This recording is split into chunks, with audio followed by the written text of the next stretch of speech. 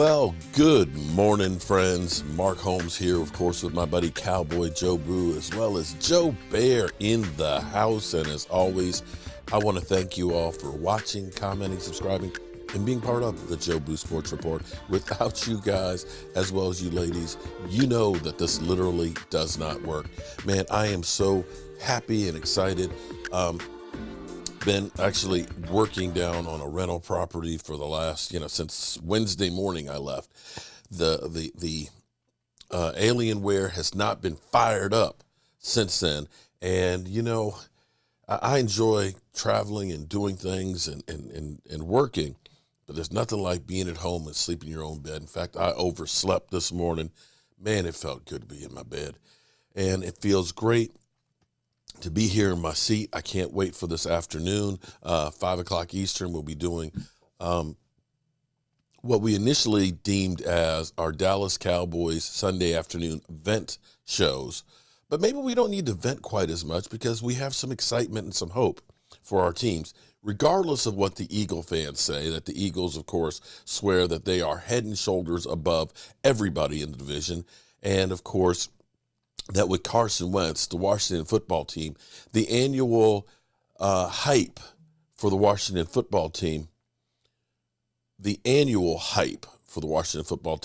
with a new hope for another quarterback, only to find out it's the same old shit. It just is. Last year, they were hyped out about Ryan Fitzpatrick, Fitzmagic. Yeah, remember that? This year, it's Pennsylvania coming to D.C. It is what it is when it comes to Washington. But for our Cowboys, I'm actually really, really excited. And the more I dig deep, this is what's nice about being actually here. You guys don't see everything that goes on, but the thing that's great is when I'm actually trying to do research and stuff, I've got 4 screens that are hooked up to that Alienware, whether I'm sitting here or sitting there or sitting outside. And I can put up all kinds of statistics. I can, my mind is always running around with ideas and stuff, so I can keep stuff up and do comparisons, do my research, and come back to you guys with the numbers.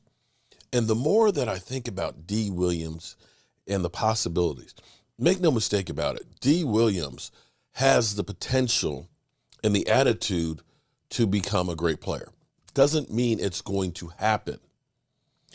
We've seen tons of players who've had all of the tools that everybody deems to be a great, as I think it was Dan Orlovsky said, Carson Wentz has a Hall of Fame pedigree. I don't know exactly what that means because I don't know that there's like a lineage of families that are, we just birth out here on Mother's Day, Hall of Famers, except maybe the Manning family. And I don't think Carson Wentz is related to the Mannings, and I've seen nothing on the field that relates to the Mannings. But having the tools is only part of it. The other part is the mentality, having the desire to want to be there. Some guys play football because they're just really, really good at it, and they don't truly have the love for it. Other guys will give their right leg, literally, to play football. And I think Dee Willams is one of those guys. Dee, formerly known as Sam Williams. He ended up saying last week, of course, he wants to go by Dee Willams. And I kind of like that because D as in defensive end or as in Billy D and Colt 45. This may be the ultimate weapon to add to the Dallas Cowboys. If you're Dan Quinn, you have got to be licking your chops because what this is going to do is, I don't know that the Dallas Cowboys have anybody who can possibly employ a faster front line than them. And speed kills. Speed kills. And looking at this defense, the defense for the Dallas Cowboys is kind of a hybrid 4-3-3-4. Sometimes you'll see DeMarcus Lawrence with his hand in the dirt like a defensive end. Sometimes you'll see him standing up like he's an outside linebacker. They'll do different looks and different things. And it reminds me of Bill Belichick. One of the reasons why Bill Belichick is so great is because you never know what you're going to face. He is going to constantly give you a different look than you've seen before. I remember some years back, here it was, they come out and everybody across the line is standing up. If you're an offensive lineman and you're coming out the huddle and you're going to the line of scrimmage and you're looking at the tackle or the nose guard and they're standing up, in your mind, you're like, what are they doing? What the F is that? It's that moment of hesitation or question in your mind that can be the difference of that guy messing up his assignment and making a big play. See, that's one of the problems with the Dallas Cowboys.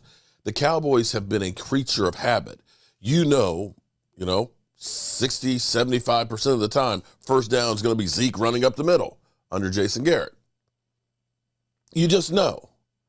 You can dictate and know exactly where the Cowboys are on the field and with about 75% certainty know what they were going to run, which means it's easier to defend. If you can give people more stuff to think about, chances are somebody's going to screw up. If I know every single play, the nose guard's going to be right there. He's going to shade a little to the left or he's going to shade a little to the right, but he's going to be right here and he's going to hit me in the center. But if all of a sudden my nose guard shifts over here and he's in the gap, or he shifts over here in that gap, or they just take the nose guard out.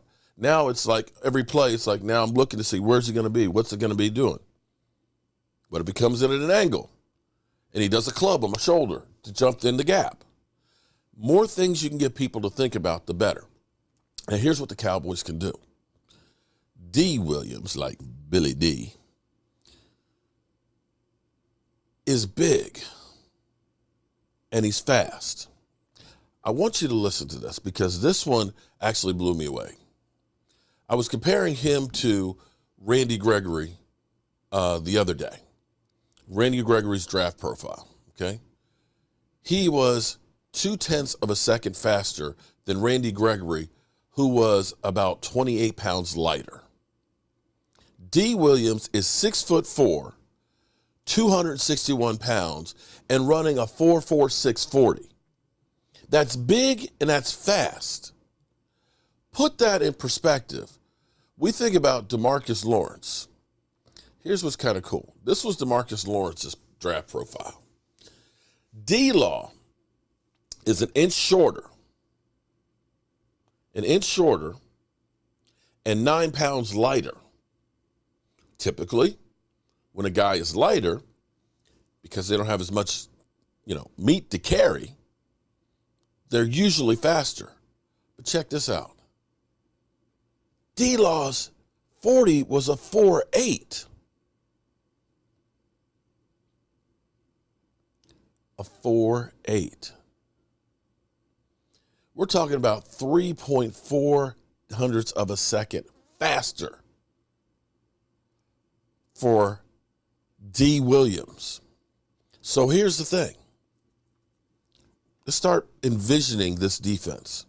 This defense that you have D-Law, who, for the first time in years, has been healthy and able to work out all offseason. He was there for the captain's workouts.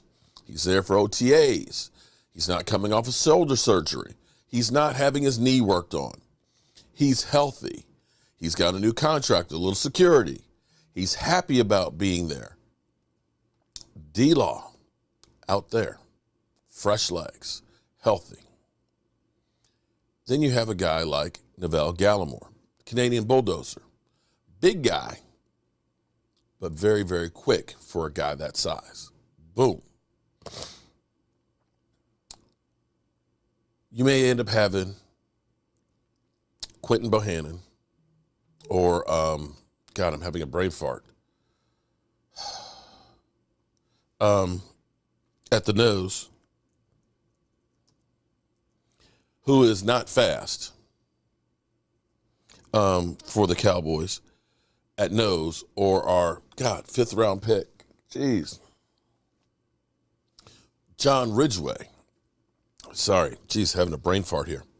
But John Ridgeway, he's not fast, but you don't need your nose to be fast. He's still a big load, as well as Quinton Bohannon. What you need those guys to do is just hold the center of the line and not get pushed backwards. But then on the other side, think about OC and Digazua, another guy who's fast. And then you can put Dorrance Armstrong on the outside. And what if you use Sam as a hybrid? See, the thing about Sam is he can play across anywhere in there. Anywhere. You could make him an outside linebacker. You can use him on a blitz package. You can use him in coordination with also having Micah Parsons. You could kick out Quinton Bohannon and put him there as a speed rusher in the middle. You could kick out OC and move him in. Of course, he can play defensive end.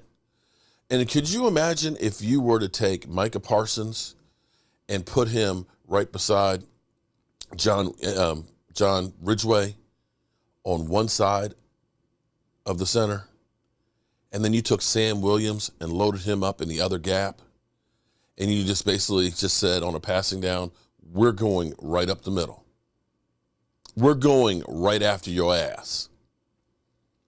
You would probably see the center and the quarterback shit themselves. There would be no way to stop that. I don't care if you have the running back in the backfield. You put those two guys right there. And this is what you end up doing. You end up giving a different look. Maybe you pull out the nose.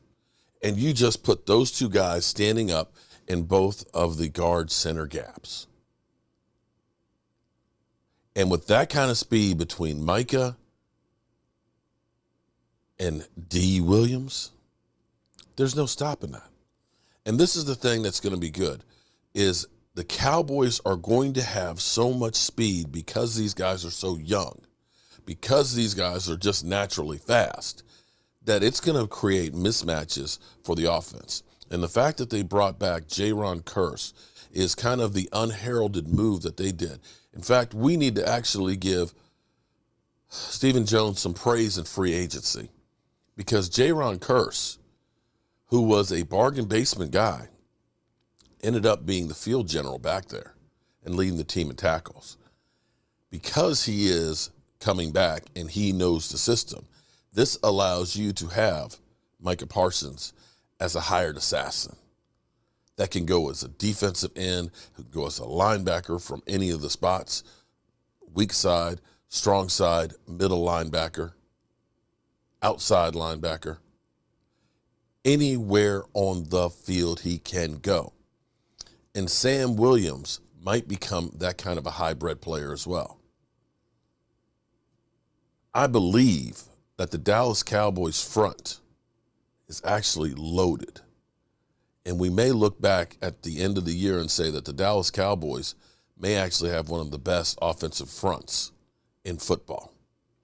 I hope I'm right about that. Time will tell, but I'm as excited as can be. And so let me say to all the lovely ladies out there with the style and the grace, all of the mothers out there, thank you very much, and have a wonderful, wonderful Mother's Day. And everybody out there, do not forget your mother. Make sure you go by and visit her if you can. Make sure you call her, video chat, Marco Polo, Facebook, whatever they call Facebook thing. But make sure you let your mother know, thank you for me being here. Without those mothers, we're not here. So, with that being said, I'm going to go here and I'm going to go see my mother and wish her a happy Mother's Day. I'll see you guys on the flip side, and you know how we roll. Holmes here, and as always, I want to thank you all for watching, commenting, subscribing, and being part of the Joe Sports Report.